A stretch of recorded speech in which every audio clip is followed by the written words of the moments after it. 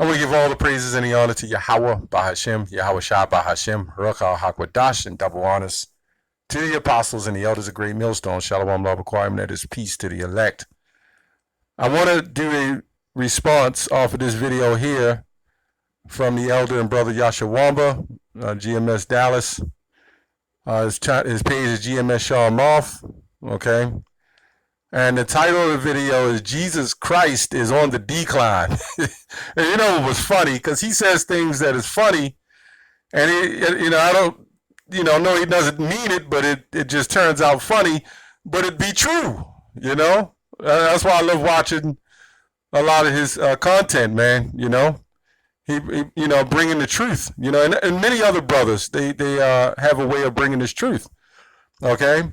Now, he said one point he made, that really hit home is Jesus Christ is losing his juice, And that's a profound statement. And that's probably something that's going to go on until Christianity continues its demise, okay? I was cracking up pretty much of the things he was saying, but it was true, It's true. I mean, it's Christianity. Jesus Christ, let me say that, has been falling for a long time. And, nobody knew it. And like the elder and brother said, that a lot of people are leaving the Christian church. And he made a lot of good points. If you want to check out the video, go check it out. It's edifying. And, what can you say, man? It's because of this image and because of this ideology and this chemistry that this image portrayed is the reason why you seen the situation when a man will hug someone that blows his family away. Every time you see incidents like this happen where someone will come up and blow the so-called black people away in churches, somebody's always there to stand in forgiveness. Okay? And what they're getting confused about is because the one you call Jesus, Yahushua, was crucified in forgiveness for the children of Israel. That was it. And that's where people can't get it. So the stumbling block the Most High allowed for this Jesus character and put the Gentiles in there to say, well, you must forgive.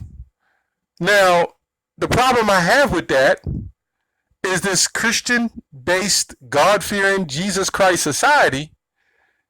A man here a so-called black man ran over a police woman, and there was no forgiveness. There was no forgiveness. He got the book thrown at him, okay? Now, if I say, my channels get flagged all the time, so I did a video talking about the law and the Christians in the law. They got flagged for talking about the law. If you could believe that, I didn't understand that either. But anyway, a scripture comes to mind. This is Sirach 12, and looks like, where am I at? Looks like 12. Was it Sirach? Yeah, 12 and 10. It says, never trust thine enemy, for like as iron rusteth, so is his wickedness. Now, anybody know anything about rust? You gotta, if you want to repair something that's rusted, you gotta cut out the old rust and put something new in there to replace it and seal it and prime it, okay? Though he humble himself and go crouching, yet take good heed and beware of him. And thou shalt be unto him as if thou hast wiped a looking glass. Okay? Because he's going to be confused. What? And thou shalt know that his rust have not been altogether wiped away. So if you are spiritual, which our people aren't, this is why they can't catch it. There was a reason why they wanted I think it was Martin Luther and certain people, the Catholics or whatever, they wanted this Apocrypha out of the Bible. Salaki, if I'm going off on that. But there was a reason why they wanted the Apocrypha out of the Bible, because they wanted to create a what they call that, a religion, universalized religion, you know, because through religion you can control. Okay, it's easy to control. You know, it's easy to control you through any form of religion, and a lot of people have been controlled through religions. And this Jesus Christ character here has been a lie. Okay, now everybody says now that it doesn't matter the color of Jesus. Now notice this is mostly our people. Okay, because we get people come to the camp of other ethnicities and nationalities. They say they know that he didn't look like that, but our people would rather him be an olive color, so-called red or green, which I've never seen a green person, and we know he's not red. Okay, our people would rather see him an olive color or white than to look like them. Okay, this is called hatred of oneself, man. The hatred of yourself. Now, the skin color it doesn't matter now, according to a lot of people who believe in Jesus, right?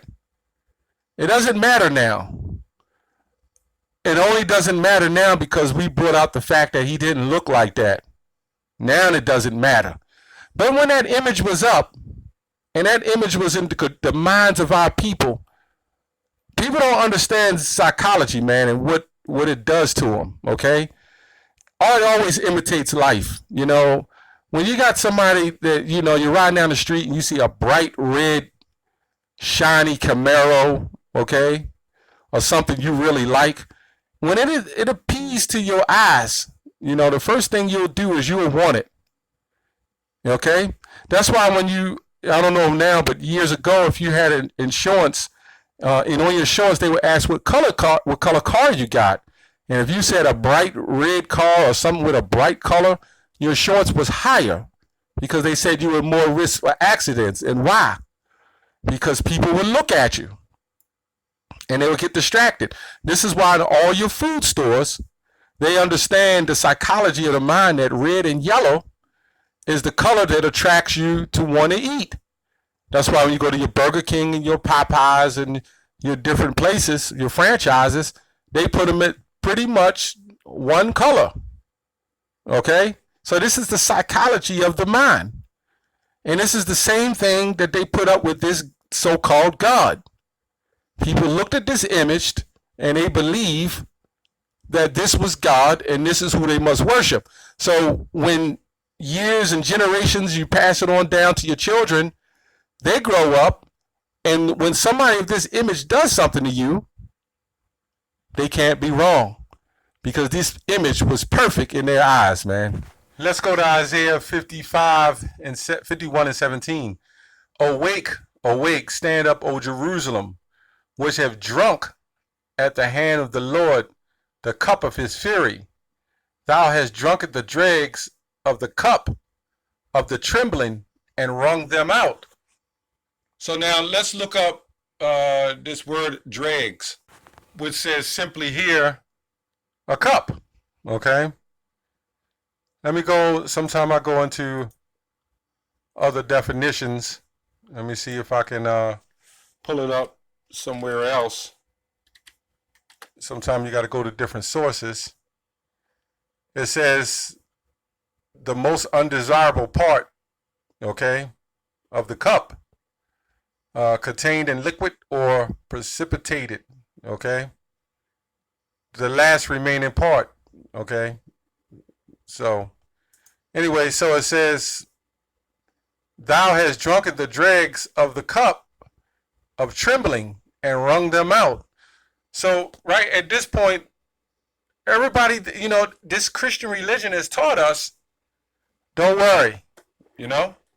What that Bobby McFerrin song said, don't worry, be happy. That's what Jake is in, you know? And it's because of these churches, you know, on these corners, you know, have push this idea to us that everything is all right. God is not a man of war. He's not a man of fury.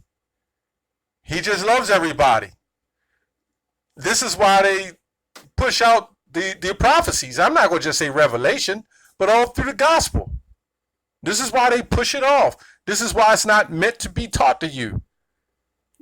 To these people, it was only meant to be a history part. That's how the Lord was 2,000 years ago, 2,500, 3,000, 4,000 years ago, but he's not that way now. He's out for all love. So if he's out for all love and can save most people who believe in him, what's the opposite of save? Destroy. What are they talking about? Okay? And that's the image that we see that have destroyed our people, man. Totally destroyed us. Now, I can't make too many points because the brother made all the points. Okay? You people better wake the hell up, man, and know who your enemy is. That's all I have on that. Shalom.